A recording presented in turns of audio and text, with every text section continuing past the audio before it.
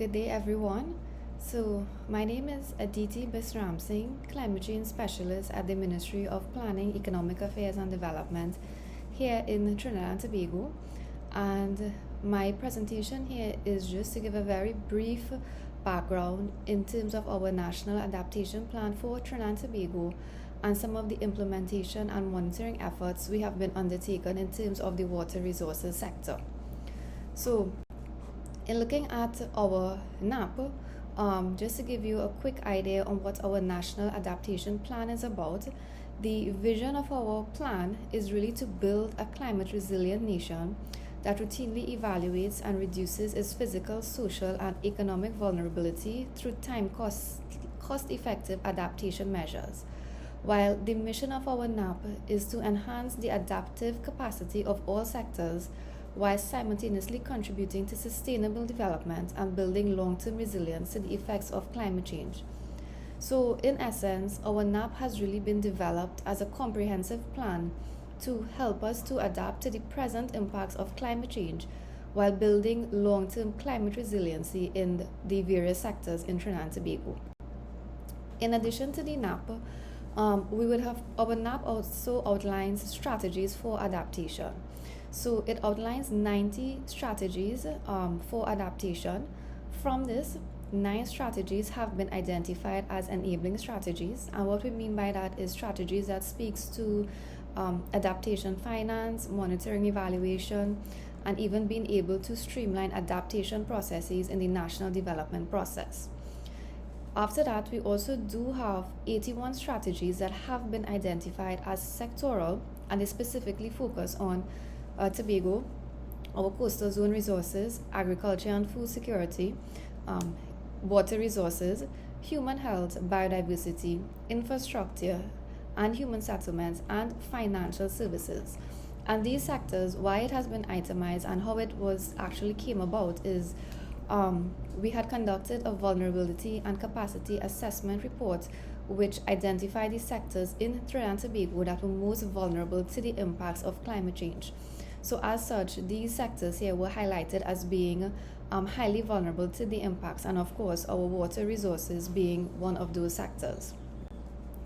So if we look at the water resources sector, there are adaptation strategies that also fall within the following sub-areas. So we have like 4 strategies that speaks to integrated water resource management, 5 strategies that talks about improved agro-hydrometeorological monitoring, 5 strategies for flood mitigation and flood risk management, drought mitigation and drought risk management, 5 strategies again for water supply and demand management, infrastructure development and planning has 3 strategies, education and capacity building with 5 strategies, and legislation and regulation with 7 strategies. Now, these areas are in no way in any order of priority, but as you can see, the strategies within the water resources sector, it takes into consideration areas and strategies that will be addressing infrastructure, it will be addressing the weather conditions such as droughts and flooding, education and capacity building, and even more importantly, legislation and regulation. Now, how the NAP has been built and developed and the intention of how it will be implemented is that Trinidad and Tobago's NAP, it focuses on climate resilient development pathways approach, and this is exactly the way forward in terms of implementing the NAP and looking at the strategies that we do have under each of the sectors. And what we mean by this is that our government, we recognize that the management of climate risk through adaptation, it requires flexibility. As new information is acquired, our local and even the global condition changes, and the efficiency of adopted measures must be addressed.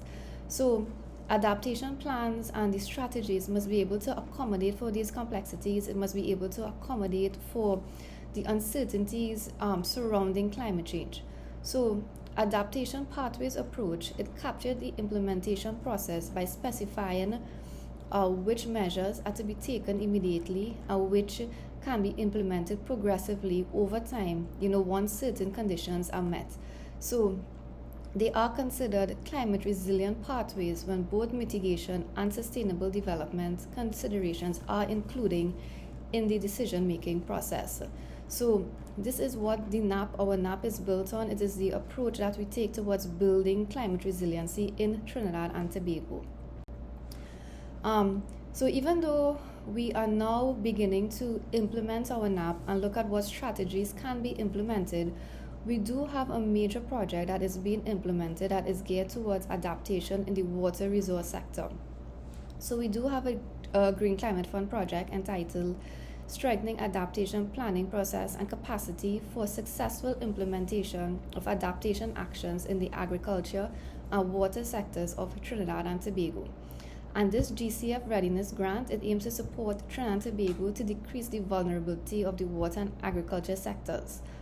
What are the main expected results of this project is, firstly, it will deliver a framework document for adaptation in both the sectors, and more importantly, it will also give us some procedures and instruments that is needed for functional and effective adaptation pathways approach in the water and agriculture sector. So it's going to help us build stakeholders understanding the pathways approach, how to do it, how to understand it, how to apply it to these sectors that they're working and the particular strategies that they may want to implement. So it ties back into what the NAP is about and the relevant strategies that have been identified in the water resource area. It ties back again to the development pathways approach and what it is Trinidad and Tobago would like to do. So in a nutshell, what it is we want to do in terms of the next step. So while I had currently said that there is no set implementation plan as yet for the NAP, Trinidad and Tobago, we want to continue in terms of the implementation side, leverage the support of international partners to execute the strategies listed in the NAP. We want to develop a detailed financial investment plan for the NAP. Now, while the NAP does highlight some indicative costs for the strategies, we want to look at opportunities for where we can engage the public sector, the private sector, even public-private partnerships. We also want to engage in capacity building initiatives for the delivery of the NAP. So training persons probably within the public sector to understand how you do climate risk assessments and how you build it into your projects and programs and moving forward. In terms of the monitoring and evaluation side, we want to build the capacity in transparency for climate change by enhancing the national climate change transparency system to include adaptation, monitoring, and evaluation in keeping with the enhanced transparency framework of the Paris Agreement. And what does this mean? So, for most of you all who may be unaware, Trinidad and Tobago, we have developed a national transparency system which allows us to collect not only greenhouse gas emissions data but also adaptation efforts. And it will allow for us to collect data at a programmatic and a project level monitoring and evaluation of any adaptation actions in the country. So therefore, in order to use this system efficiently, the necessary stakeholders who are involved in the process will need to be trained in data collection, verification, and reporting to be able to actually put the data into the national transparency system and help us to monitor and evaluate.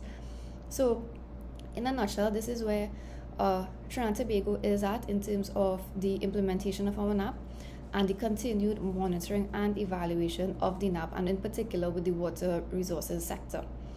So with that, I thank you very much.